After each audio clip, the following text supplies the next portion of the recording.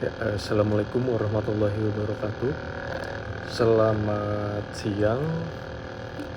Perkenalkan, nama saya Dimas Nur Cahyanto dari kelas SI 301. Di sini saya akan menjelaskan mengenai materi yang bernama IRD atau Entitas Relationship Diagram. Pada kesempatan kali ini, izinkan saya untuk menjelaskan materi berdasarkan mata kuliah Sistem Basis Data. Di sini saya akan menjelaskan mengenai apa itu ERD. Ya. Nah, ERD itu atau disebut Entitas Relationship Diagram ini adalah bahasa yang digunakan secara langsung ya untuk mengelola basis data, di mana salah satu bahasa query yang paling banyak digunakan adalah SQL ya, atau Structural Query Language.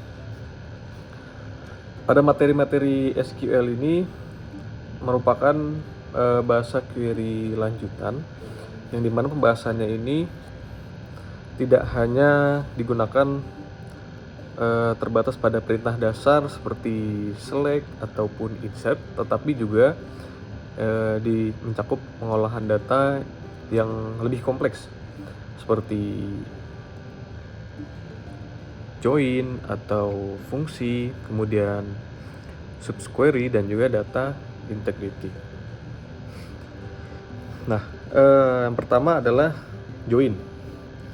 Join dalam sistem basis data ini digunakan untuk menggabungkan ya, seperti namanya adalah join, di mana maksudnya tersendiri itu adalah untuk dapat menggabungkan suatu data lebih dari satu, di mana ini bisa berupa tabel yang dapat saling berhubungan ataupun yang paling penting adalah dalam basis data seperti data relasional gitu ya. Nah, data ini juga biasanya disimpan dalam tabel yang terpisah gitu teman-teman. Nah, beberapa jenis join ini pada umumnya yang kita sering gunakan itu adalah antara lain seperti inner join, yang dimana berfungsi untuk dapat menampilkan data yang memiliki kecocokan di kedua tabel. Kemudian ada left join, di mana untuk dapat menampilkan semua data dari tabel kiri dan juga data yang cocok dari tabel kanan gitu ya teman-teman.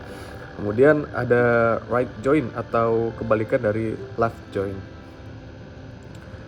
Dengan join ini penggunaan dapat memperoleh informasi yang lebih lengkap tanpa harus menyimpan data secara langsung gitu ya teman-teman.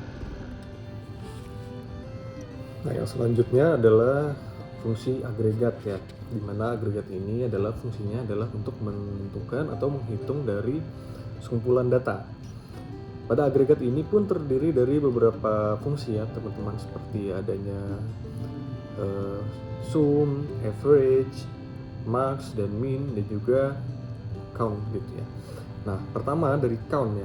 Nah, count ini adalah berfungsi untuk menghitung jumlah data yang tersedia pada data gitu ya teman-teman. Kemudian adalah sum, yang dimana sering kita gunakan pada sistem basis data, terutama pada Excel, dimana fungsinya ini adalah untuk sebagai menentukan jumlah dari data yang terdapat pada tabel. Kemudian ada average ya, dimana average ini juga sama teman-teman. Biasanya kita gunakan pada Excel untuk menentukan nilai dari rata-rata gitu ya.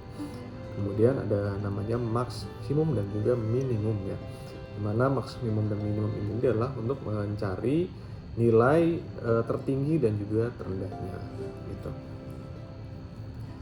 Nah, selanjutnya kita akan membahas mengenai subquery. Subquery, apa itu subquery? Subquery ini adalah query yang berada di dalam query utama, di mana subquery ini biasanya kita gunakan adalah untuk menentukan hasil dari query yang diperlukan sebagai syarat ataupun aturan dalam query lain gitu ya. Nah, penggunaan subquery ini adalah untuk membuat proses pencarian data menjadi lebih fleksibel, dinamis, dan juga mudah dan juga kompleks ya. Nah, kemudian yang selanjutnya adalah integrity. Nah, integrity ini adalah data integritas yang konsepnya adalah untuk menjaga agar data yang tersimpan dalam basis data ini menjadi lebih akurat gitu ya, seperti konsisten dan juga valid ya, atau dapat dipertanggungjawabkan.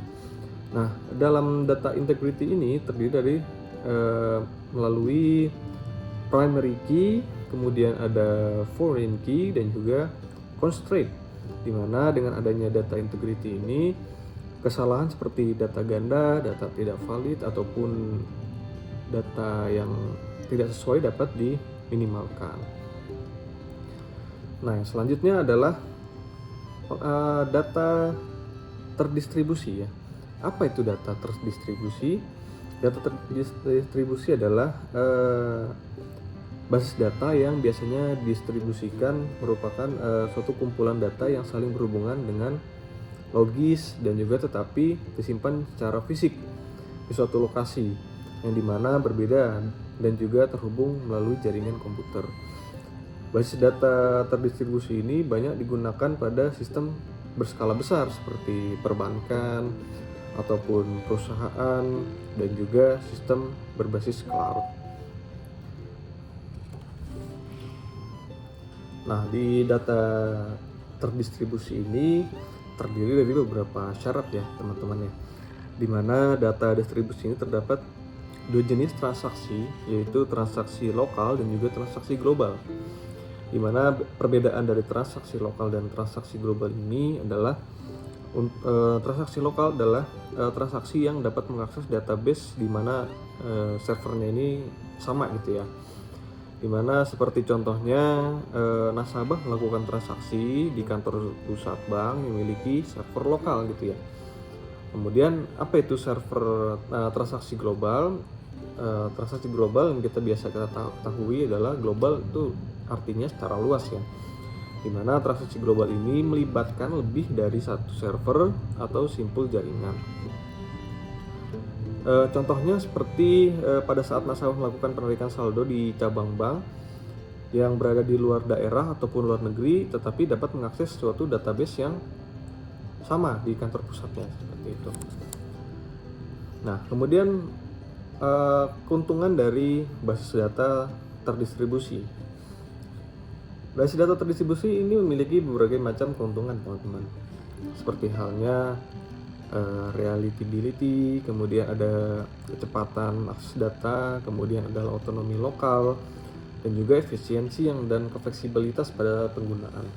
Di mana reliability ini dan availability ini berfungsi kepada ketersediaan dan juga realitas terhadap penggunaan data. Kemudian kecepatan akses data ini berguna pada saat data dapat disimpan dengan aman oleh pengguna. Kemudian otonomi lokal, di mana setiap site itu dapat mengelola datanya sendiri gitu teman-teman. Kemudian efisiensi ya, di mana efisiensi dan fleksibilitas ini adalah kemudahan dalam pengoperasian dan juga penggunaan suatu data. Kemudian di antara kelebihan ini tentu kita memiliki kelemahan, di mana kelemahan dalam basis data terdistribusi ini selain itu, pertama biaya implementasinya yang cukup tinggi teman-teman. Kemudian kompleksitas ataupun sistem yang sedikit lebih rumit. Kemudian kemungkinan kesalahan lebih besar karena dapat sistem berjalan secara paralel. Kemudian biaya pemrosesan dan koordinasi antar server yang lumayan tinggi. Nah, dari penjelasan mengenai entitas relationship diagram ini, kita dapat simpulkan bahwasannya bahasa seperti query 8 lanjutan itu sangat penting untuk dapat kita pahami, terutama untuk pengolahan data secara kompleks dan juga efisien. Sementara itu, basis data terdistribusi dapat memungkinkan data diakses secara lebih luas pada berbagai lokasi dengan tingkat kecepatan yang cukup tinggi. Nah, kontradiksi kepada keduanya ini itu sangat dibutuhkan dalam sistem informasi modern yang menurut ketepatan dan juga akuntabilitas kinerja. Nah, demikian penjelasan saya mengenai IRD ini atau entitas relasi diagram ini. Dalam penyampaiannya, apabila ada kekurangan mohon dimaafkan. saya tutup. Wassalamualaikum warahmatullahi wabarakatuh. Selamat siang.